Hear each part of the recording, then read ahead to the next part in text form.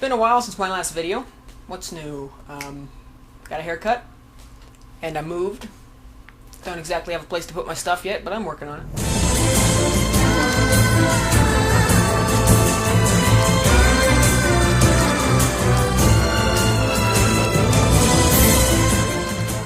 I seem doomed to always enjoy incredibly unpopular games. Shadow Ops Red Mercury is one of those titles, just like a handful of other B-grade yet oddly endearing games like Far Cry 2, Enter the Matrix, Dominion, Daikatana. No, I'm kidding. I hate Daikatana just like everybody else. I can objectively say they're not great games, but I play them anyway, almost compulsively. It's not like I compulsively play certain games, or just sitting down to play for 5 minutes will drag me through the whole thing in a matter of hours. No, these are just games that got bad reviews or bad word of mouth, and I bought them anyway. And enjoyed them. I have incredibly poor taste. Shadow Ops Red Mercury was a 2004 PC and Xbox game made by Zombie Studios and published by Atari. Just prior to working on Shops, Zombie worked with Nova Logic on Task Force Dagger, the mission pack for Delta Force Land Warrior, one of the many in the long-running Delta Force series. Zombie Studios are also known for creating Spec Ops, a long-running budget series of tactical shooter games that you can be sure I'll cover in a budget barrel one of these days. Their most notable work since then was Rogue Warrior, the atrocious shooter published by Bethesda, which they didn't actually make. Rebellion Studios took the project over because Bethesda was not satisfied with the direction Zombie took the game. Zombie Studios' version of Rogue Warrior was worse than what actually got released in 2009. Shadow Ops got me from the demo, which was on a demo disc for official Xbox magazine. The demo showcased most of the first mission, a Black Hawk Down-inspired gun battle through a Middle Eastern city. Red Mercury had a great cinematic style and top-notch production values in the soundtrack and visuals. Fantastic, you say, but why isn't it considered a last-gen classic? Things really fell apart after the first great mission. The remainder of Red Mercury abandons an excellent war movie feel for that of a summer blockbuster.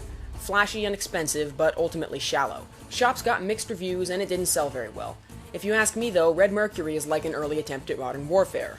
The dramatic soundtracks, the slick production work, the Black Hawks going down. So on today's episode of What Went Wrong, let's take a look at Shadow Ops Red Mercury. No, I'm just kidding, it's a regular episode. I only said that to be cool. Shadow Ops Red Mercury.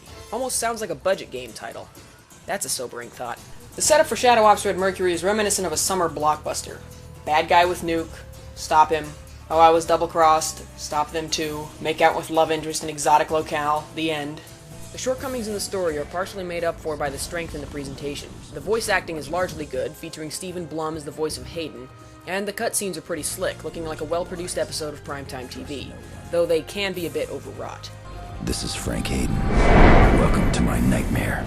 The big problems are in the game itself. The combat just feels off. You can use a combination aim and lean mode, but usually you just run and gun. Enemies draw a bead on you so fast you'll take damage the instant you're out of cover, so the pace of combat feels rushed. The action is amped up a bit by the sound effects, which were provided by the same company that did Black Hawk Down, as well as ragdoll physics, but there's no blood. I know this isn't true, but I still feel like it's impossible to make a good shooter-rated team. It's also a sign of selling out. The big reason to nix the blood and swearing from a shooter game like this is to sell more copies. Simple as that. Because of the moratorium on swearing, the dialogue sounds cartoonish. "No way," shouts teammate Sergeant Gaddy, watching a Black Hawk helicopter falling out of the sky. "Aw, come on," he whines after seeing 2 soldiers killed by a tank. Oh, come on! No blood, no swearing. What's the point? Even the outhouses have no poop in them. Come on! Poop is not R-rated. You can have poop. At least give me poop! The ragdoll in Shops isn't half bad. Red Mercury is built on the Unreal Engine and uses the Karma engine for ragdoll. Like in Ghost Recon 2, characters do a death animation and then transition to ragdoll, but it's not as seamless as Ghost Recon. Still, without blood, it's hard to tell if your shots are landing or not. This isn't helped by the way your character holds his gun, pointing away at the edge of the screen. It's disorienting to say the least.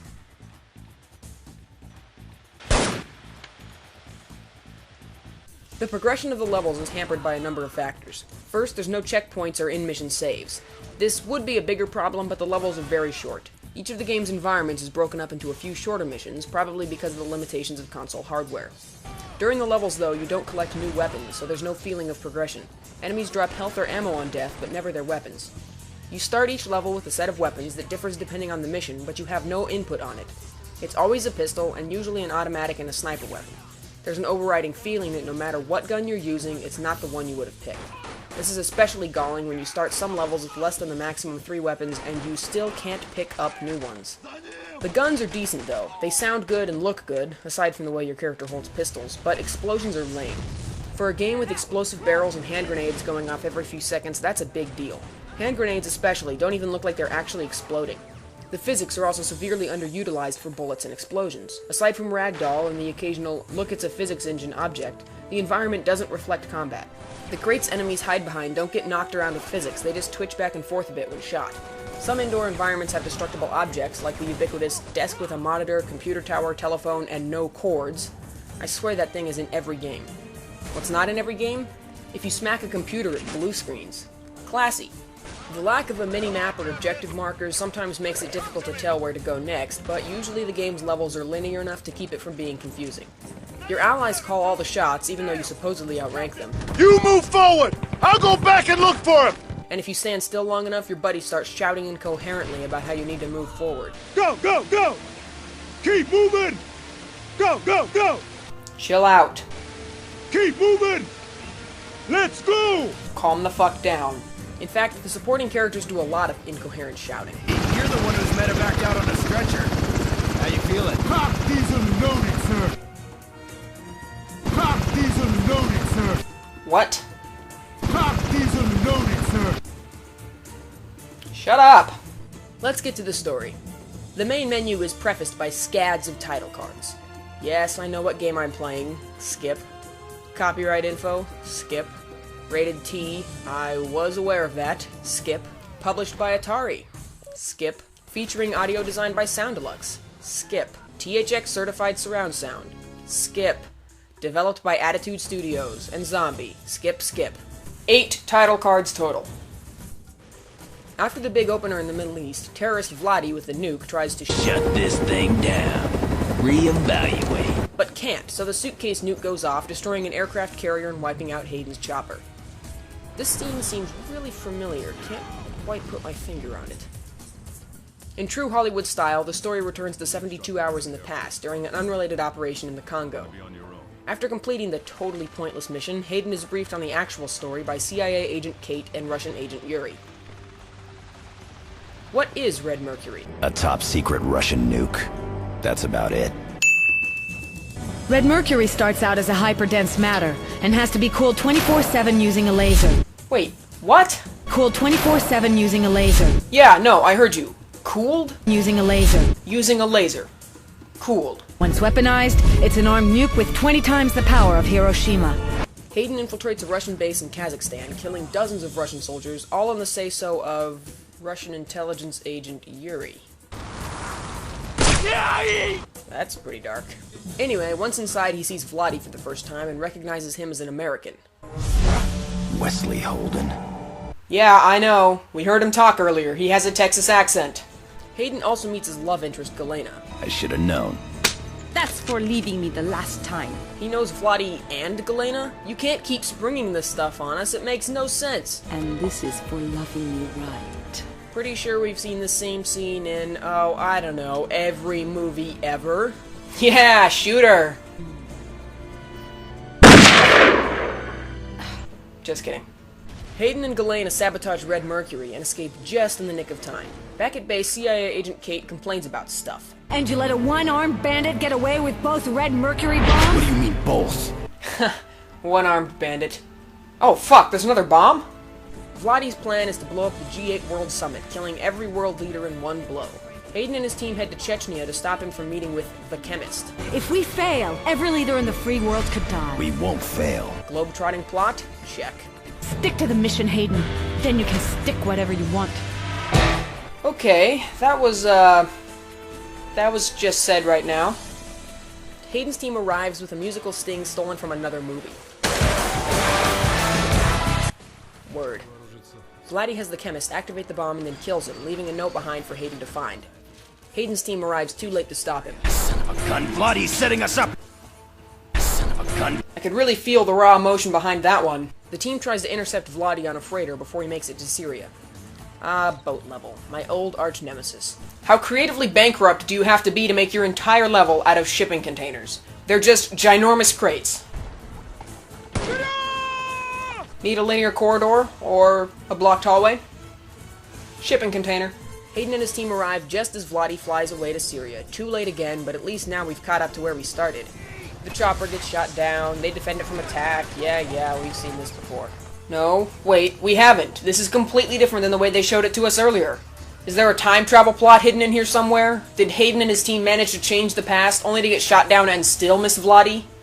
I'm gonna chalk that one up in the lose category. This time around, the Middle East level is more complex. 2 choppers go down instead of 1, and more friendlies are present in the firefights, making it feel more dynamic. You spend more time here than in any other environment. And you know what? That's fine. Although more of that time is spent on turret defense segments than I'd like.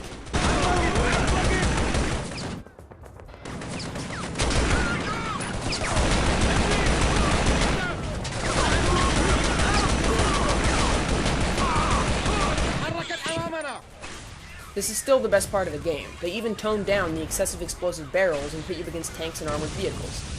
The end result is still the same. Vladi gets away and detonates the nuke. Hey, Hayden, your team is dead. Hayden, can you hear me? Your team is dead. What about Mac? He seems fine. Your team is dead. I'll take your word for it. Another bomb has been detected. Yuri and Galina have it. This guy is the weakest link in the voice cast. I think Vladi was just a diversion to confuse everybody. Hayden takes off to confront Galena and Yuri. When he gets there, Kate betrays him, 24 style, because she was working with Yuri all along. Never thought it would be you, Kate. I did. She's blonde, and she wears black all the time. Yuri gives a short, for the motherland speech. Nobody will ever doubt the power of Mother Russia again! Not after today! And then Kate shoots him. Forget Russia. Turns out it was Kate's idea to blow up the G8 summit and kill all the world leaders in one blow. Why? Shake things up. She plans to detonate the bomb on top of the Eiffel Tower, destroying the entire city of Paris. Frank chases after her through the train, only to... arrive too late. To console himself, he shoots up a train station with the help of a French SWAT team, then fights a protracted battle through the streets of Paris. Padding? In my FPS? It's more likely than you think. Hayden arrives at the Eiffel Tower to find the bomb already in place and Galena helping the police set up a cordon. Hayden is all for beating up any cops that stand in the way, but Galena stops and waves him through. Hayden finally confronts Kate and shoots her out of a chopper. Kate falls to her death, a remarkably bloodless death all things considered, and Hayden catches the bomb as it sails past. Crap! Yes, a nuclear bomb is about to wipe out Paris. Crap indeed, Hayden. Crap indeed. Thank God Galena's a total brat and came to help anyway. Boris showed me a way to de-weaponize the Red Mercury. It will still explode, but without its nuclear power. Just for good measure, Hayden throws it into the back of a moving helicopter, giving Galena and him time to ride the elevator to the bottom. The no longer nuclear bomb explodes harmlessly, and after a brief upskirt shot... Hey, save it till you're married, guys. This is a T-rated game. Anyway, what blockbuster would be complete without blocky characters sharing a kiss while the world's smallest crowd looks on? I know I said this game resembles an early attempt at modern warfare, but what it really resembles is EA's big-budget flop, Black. Shops and Black both had a summer blockbustery feel, high production values, and the same uninteresting story, levels, and gameplay. So what was Zombie thinking when they made this game? Well, if you watch the making of featurette videos, they'll tell you. You know, popcorn, summer-type game experience. There you go. The only question left is, why did I ever like this game? That was 7 years ago, so it's hard to say. Some games seem perfectly fine when you first play them, but don't age well.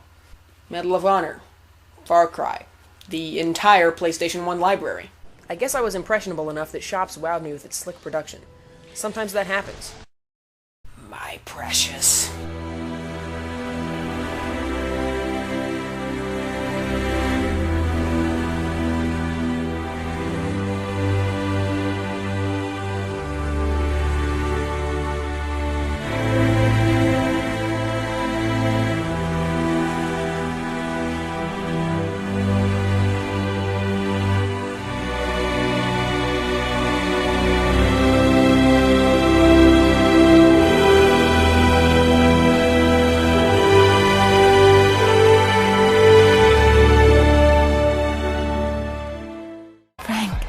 Save us.